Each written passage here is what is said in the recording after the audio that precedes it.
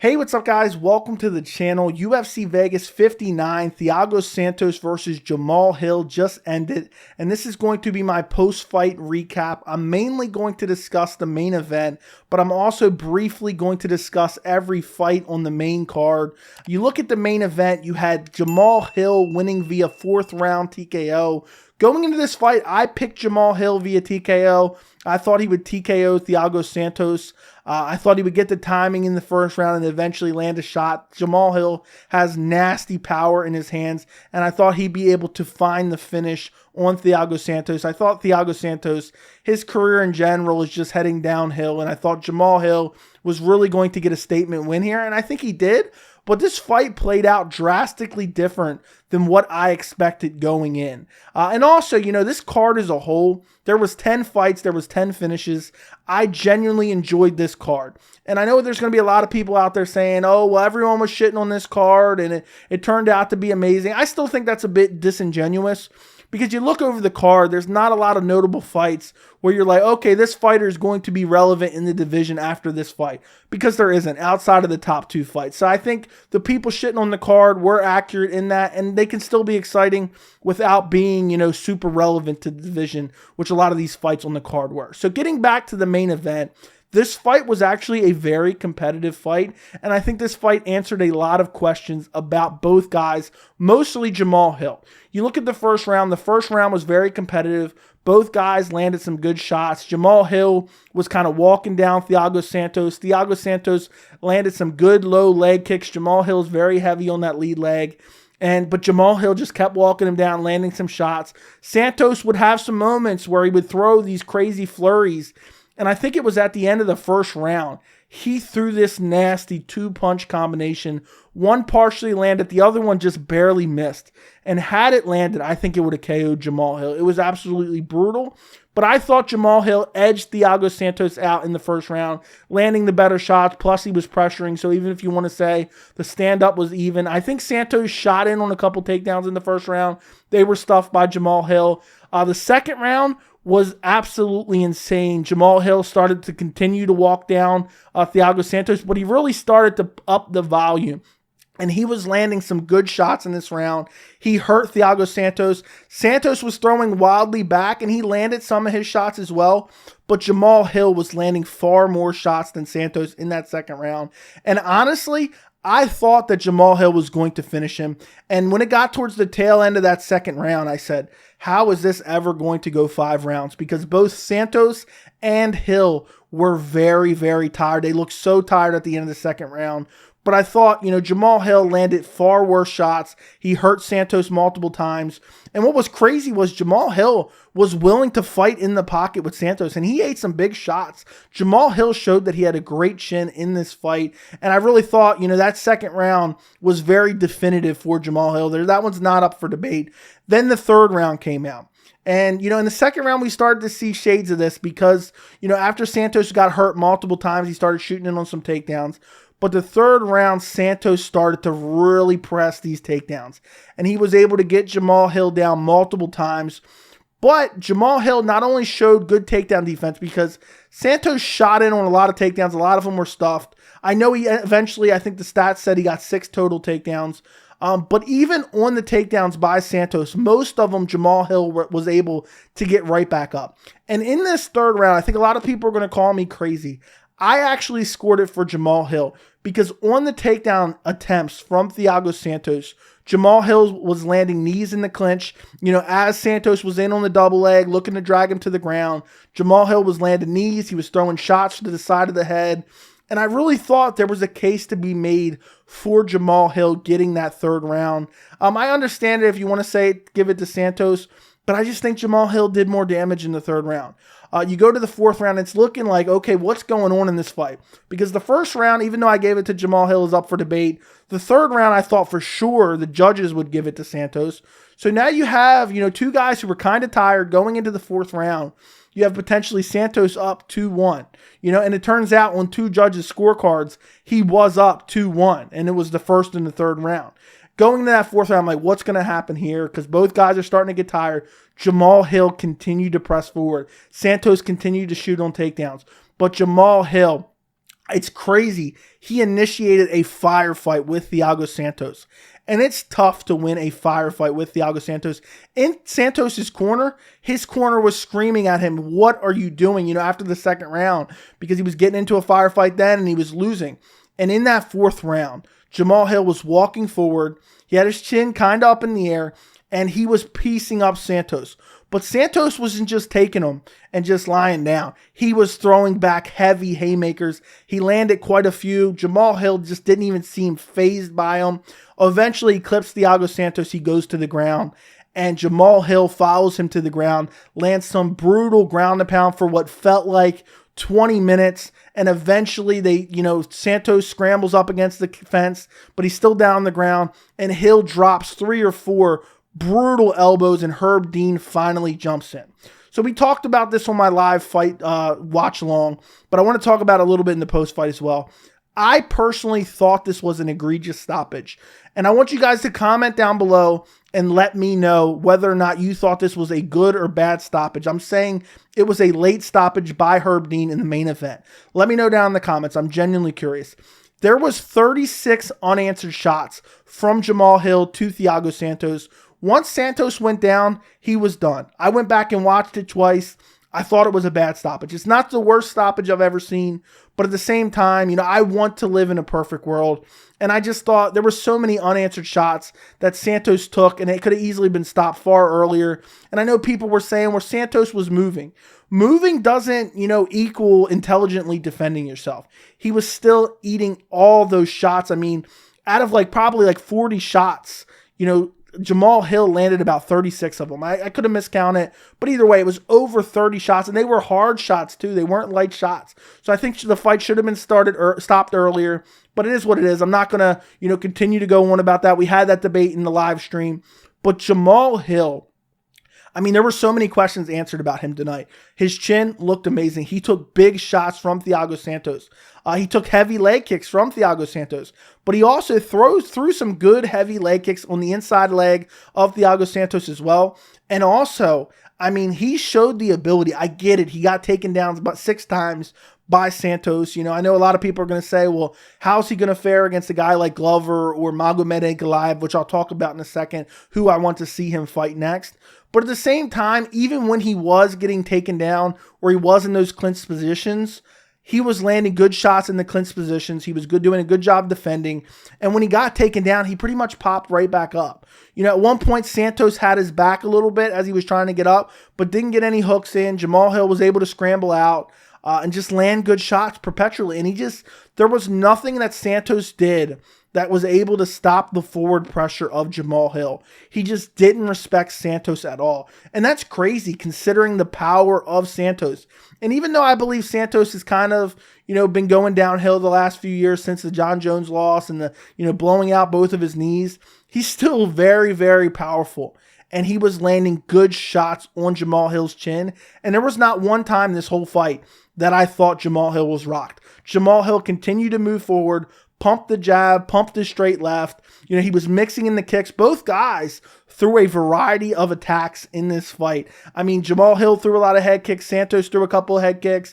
Both guys were throwing kicks to the body. I think Santos landed a couple hard kicks to the body in this fight. Both guys were throwing good leg kicks. This was a fun fight. And this was a competitive fight. Even though the finish, ended up happening in the 4th round, this was a very fun fight. And it showed that Jamahal Hill, I believe Thiago Santos is a bit of a gatekeeper at this point in time, but he's not your typical gatekeeper because he's more of a top 5 gatekeeper. And Jamahal Hill proves that with this fight that he belongs in that top 5. He showed a lot of promising attributes in this fight. And up until this point, we didn't know where he stood because we hadn't seen him. The best opponent he faced so far was probably Johnny Walker in his last fight where he KO'd him.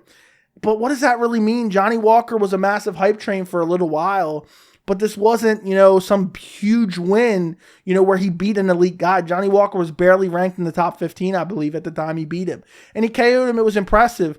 But this win means so much more over Thiago Santos. Even though I believe he's on the back end of his career, he's regressed. Jamahal Hill showed excellent striking in this fight. He showed good takedown defense in this fight, even though he got taken down 6 times. He showed a great ability to scramble back to his feet. He showed, heart. He showed good stamina. This was a high-paced fight where I think Santos might have went wrong with trying to grapple so much, because I think not only the finish was Jamahal Hill's power, it was also a combination of exhaustion on Santos's part, because he was looking for these takedowns. He was constantly fighting for them. And Jamahal Hill, even though he looked tired, he was still putting on a good volume, especially going for that finish. I was worried when he was going for the finish and Herb Dean wasn't stopping it. I thought for a second Jamahal Hill might have a heart attack. He threw so many shots looking to finish Thiago Santos. And I don't know, some guys, you'll see it, I've seen it in plenty of fights where a guy will hurt somebody late. They'll go for the finish and they just expend all their energy looking for the finish. The ref doesn't stop it, and then they're pretty much gassed out and they may get finished themselves. Jamahal Hill continued to work the finish, and the ground and pound was measured ground and pound. Even though it was a little bit chaotic, he was landing almost every shot on the ground. He picked his shots, and he finishes off a guy in Thiago Santos, who I don't even remember the last time Santos was finished. He wasn't finished by Ankalaev. He wasn't finished by Johnny Walker. He beat Johnny Walker. Wasn't finished by Jones. So, I could look it up right now, but I'm not going to. It's a big feather in your cap to go out there and finish a guy like Thiago Santos. And now this should put Jamahal Hill somewhere in that top 5, most likely. I'm curious who he fights next, because there's a lot of fights that would be very interesting. I mean, anyone, basically. Magomed Ankalaev, who's coming off the win over Anthony Smith, that would be super interesting. Jan Blachowicz, who we talked about in the post-fight, that would be interesting. Glover Teixeira, who just lost his belt, that would be interesting. Even a Yuri Prohaska fight, who's the current champion, would be super interesting. So I don't know how the division's going to play out. I have a hard time picking Jamahal Hill, even as impressive as he looked tonight. I would have a hard time picking him against Jan Blachowicz. Jan Blachowicz' power is just different, and he just looks so technical in the feet. He has the grappling that he can mix in as well. And I just think if Jamahal Hill comes in as defensively irresponsible as he was tonight against Thiago Santos, I think there's a chance Jan Blachowicz would put his lights out. Now, I'm really interested to see him in some of these matchups. If I'm making the fights, I don't know, maybe Magomed Ankalaev, that's a fight I like, but I kind of wanted to see Magomed Ankalaev versus Jan and Glover versus Yuri too. And then it kind of leaves, Jamahal Hill odd man out at that point in time. But I would love to see any of these fights, to be quite honest. Who knows what they might book. One matchup I definitely don't like for Jamahal Hill, even though he showed the ability to scramble back to his feet, I don't like that Glover Teixeira matchup for him.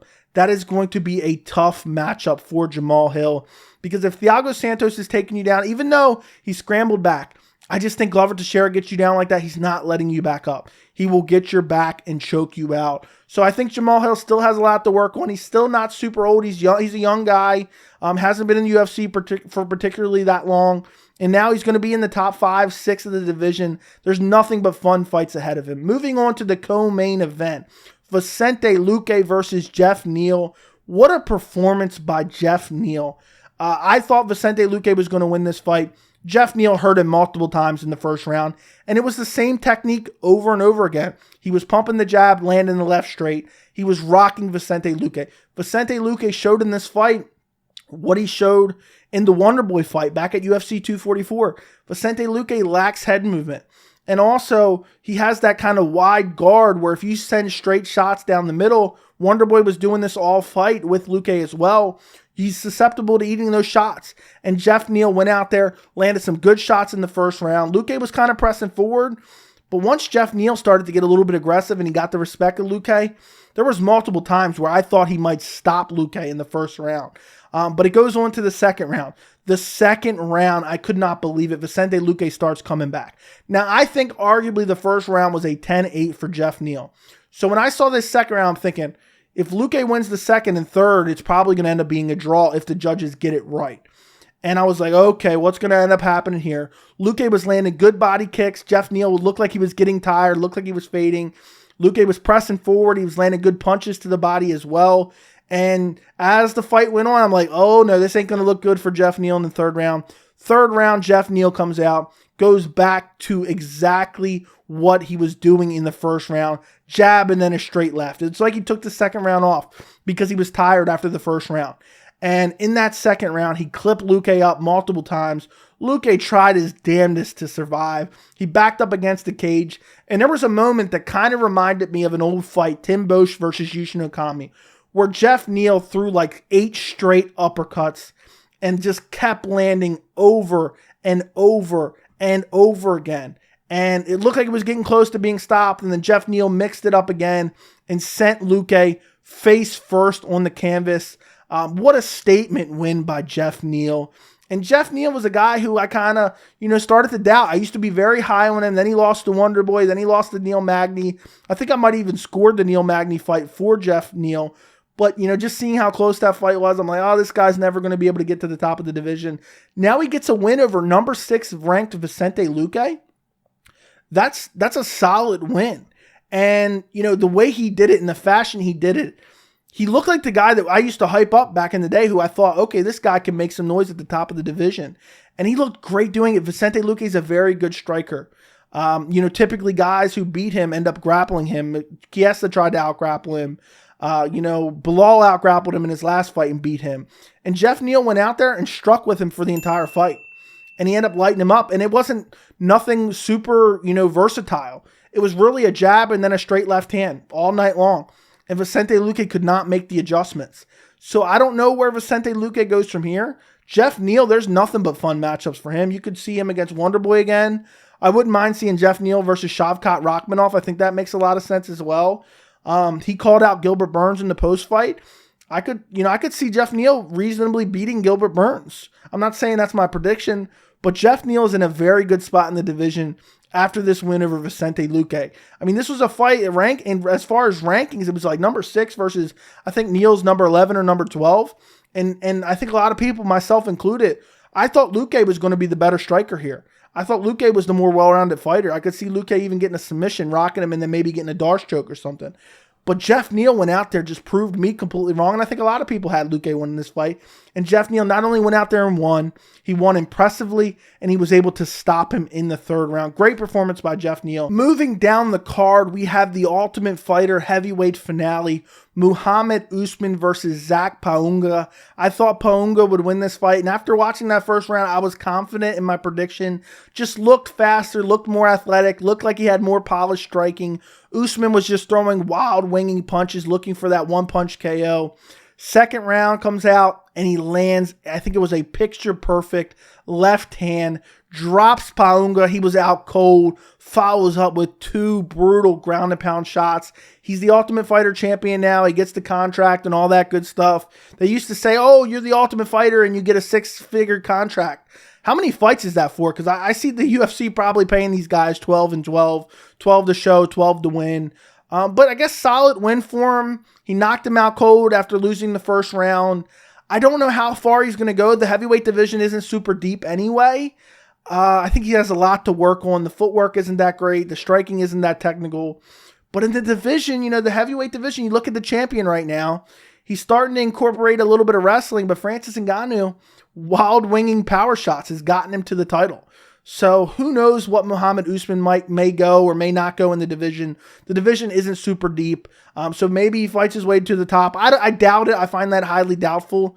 But we don't know yet. And I don't feel like a lot of questions were answered in this fight. I think the barrier to entry in the UFC is kind of lowered over the years. But solid win in a fight he was losing. Moving down the card, the other Ultimate Fighter finale, Brogan Walker versus Juliana Miller. Juliana Miller got the 3rd round TKO. And this fight was just terrible fight IQ by Brogan Walker. She was getting outstruck, but she was doing okay on the feet. But she was initiating the clinch and then getting taken down by Juliana Miller. And then she was being controlled on the ground and beat up on the ground. It wasn't super significant, especially the 1st and 2nd round. But she wasn't able to get up, ever. And then she continued to do it. So she initiated the grappling in the 1st round. She got taken down and beat up. She initiated the grappling in the 2nd round. She got taken down, controlled, and beat up. 3rd round, same thing. And she landed a couple good strikes right before she clinched up. She gets taken down again. Eventually, I think she got mounted. And then Miller just started raining down elbows and finishing her. I don't know what to take from this fight all that much. It's in the flyweight division. We need some more contenders in the flyweight division, I guess. But again, the barrier of entry into the UFC has kind of gotten lower and lower over the years. But I guess Miller looked pretty good. She showed that she had heart. She had good stamina. The output on the ground, especially in that third round, was pretty good. And now she's the Ultimate Fighter as well. Moving down the card, Augusto Sakai versus Sergey Spivak. Sergey Spivak gets the second round TKO. The story of this fight was Augusto Sakai just couldn't keep Spivak off of him. He kept taking him down repeatedly. Sakai tried to work his way back to his feet. He kept repeatedly getting taken down. He landed some good heavy leg kicks when they were up. He landed some shots in the clinch, but Spivak was just determined to get him down and beat him up, and that's exactly what he did, and he got a second round TKO. I don't know, I don't think Spivak's saying he wants to fight someone, I think in the top 5 he was calling for. I don't know. The heavyweight division, I believe, is the weakest division in the UFC. It's starting to get a little bit better with Ngannou, Stipe, Cyril Gane, those types of guys. John Jones making his way. Tom Aspinall, Curtis Blades. But the division, outside of that, it's a massive, steep drop-off. And I still don't see Spivak making his way to the top of the division. I just don't see it. The lack of head movement, the grappling isn't anything super special. Sakai's been pretty much losing to everyone, it seems like, lately. But fair play to Spivak. He was able to take him down, control him on the ground, and land some brutal ground and pound and eventually get the finish. Moving down to the fight that opened up the main card, and probably my second most anticipated fight on the card, Terrence McKinney versus Eric Gonzalez. Terrence McKinney is must watch every time. He's one of my favorite prospects in the lightweight division. He comes out and he immediately looks for the kill in every single fight. Almost had a win over Drew Dober. It was a short notice fight. Drew Dober is kind of one of those guys who's a measuring stick in the lightweight division, who's outside the top 15, but is still very good. McKinney almost beat him. And, if Drew Dober just didn't have that unbelievable chin, Terrence McKinney's probably creeping up towards a top 15 opponent soon. And in this fight, Terrence, he lost that fight, unfortunately. He gassed out after, rocking Drew Dober like 75 times. In this fight, he comes out, nothing changed. He comes looking for the kill immediately, landing some good shots on Eric Gonzalez, throwing some head kicks, throwing heavy punches. He gets clipped with a massive counter. He backs up for a second. He throws a couple more shots. He shoots in on a takedown. He gets Gonzalez down. He's in full guard, kind of playing around. Gonzalez does a good job getting the feet on the hips. And then he goes to scramble back to his feet. And as he's scrambling back to his feet, he leaves his back exposed. And Terrence McKinney jumps on his back and then ends up getting a standing rear naked choke. So McKinney can do it all, and he's still very young. And guess who he calls out in the post-fight? He calls out Paddy Pimblett. Now, I looked up MMA World Rankings, which has like a top 50, and supposedly Paddy Pimblett is ranked higher on that list than Terrence McKinney is. But let me just say, first off, I would love this fight. I think it's a great call out by Terrence McKinney. I don't think the UFC makes it. I think McKinney's a nightmare matchup for Paddy Pimblett. I think McKinney's better everywhere. I think he's a better striker. I think he has more power. I think he has more speed. I think he's a better grappler. But still, I would love to see this fight, and this fight would make sense. You look at where both guys are in their careers, I think it makes perfect sense. Test them against each other. The lightweight division's stacked anyway. But I just have a feeling the UFC is going to kind of baby Paddy Pimblett a little bit, and Terrence McKinney just doesn't look like a good matchup for Paddy Pimblett. But I would love to see that fight happen at UFC 281, Madison Square Garden. That's what Terrence McKinney called for. That's where Paddy Pimblett, he's probably going to fight November, December. No matter what the card, if it happens on the December card in Las Vegas, I'd love to see it there as well. But Terrence McKinney, again, not the best opponent in Eric Gonzalez, but he showed again, he just showed those skills. And even after losing by stoppage to Drew Dober after gassing out, he showed that he's not gun shy. He came out there, threw hard punches, very selective in his shots though, got countered, faced a little bit of adversity, changed his game plan on the spot, and then eventually gets the rear naked choke. Great performance by Terrence McKinney, and overall a great card. I enjoyed the card. It wasn't the most relevant fights. It wasn't, number one contender fights. It wasn't any name value on the card. It wasn't, the elite of the elite in every fight, but it was still a fun card to watch. One thing I did want to mention that I did not mention that I wanted to complain about, and I think it was the third round, Jamahal Hill was getting taken down. He egregiously grabbed the fence. And Herb Dean said, don't grab the fence. And he grabbed the fence and he was able to stuff a takedown off of that. Now, 5 seconds later, he ended up getting taken down anyway. I am so tired of fighters being able to cheat and not get points deducted. what's the point of telling them not to do something if they do it repeatedly? And I'm not saying Hill did it repeatedly, but I'm just saying in general, overall, when these fighters do it repeatedly and there's no repercussions. So I'm just sick and tired of that. I wish the referees would start stepping in and taking points for egregious fouls, especially when they're fight changing, where you're able to keep it standing because you grab the fence. And I know he got taken down 5 seconds later, but you get my point. So let me know what you guys think about all these fights, about the stoppage in the Santos versus Hill fight. I'm genuinely curious. Thank you so much for watching. Don't forget to like the video, and I will see you guys in the next video.